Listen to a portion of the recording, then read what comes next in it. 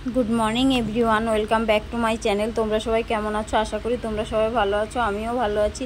আজকেও তোমাদের সাথে একটা ছোট্ট ব্লগ শেয়ার করব, দেখতে থাকো, আশা করি ভালো লাগবে। সংসারের কাজকর্ম সেরে এখানে আমি স্নান টান করে পুজো করে নিলাম।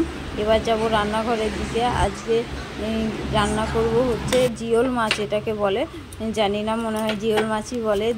দেখো, জিওল মাছ লবণ হলুদ মেখে নিলাম। আর এখানে ছিল ঘরে কিছু তিনটে মাছের লেজ আর একটা, সেই মাছ দিয়ে মাছের ঝোল করে নিলাম পাতলা করে, গরমের সময় যেহেতু।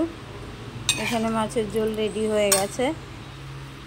তারপর এখানে শাশুড়ি মায়ের জন্য জিওল মাছ আর ওই মাছের পেটিটা দিয়ে দিলাম, আর আমাদের জন্য বাকিটা রেখে দিয়েছি।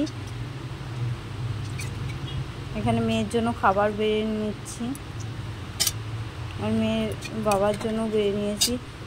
মাছের লেজ আর জিওল মাছ দিয়েছি ওর বাবাকে, যেহেতু মাছের লেজে প্রচুর কাটা, আমি তো খেতে পারবো না, আর ওর ঠাকুমাকেও দিইনি, উনিও খেতে পারবে না, ওর বাবাকে দিয়ে দিলাম।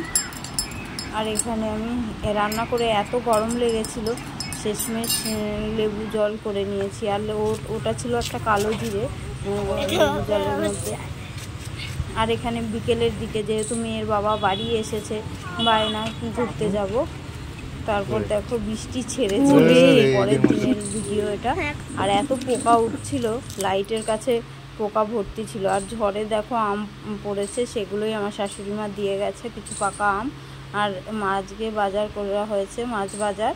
দেখো মাংস, আর সেটা শোল মাছ, 1 কিলো ওজনের একটা বড় শোল মাছ ছিল। শোল মাছের দেখো ডিমও হয়ে গেছে।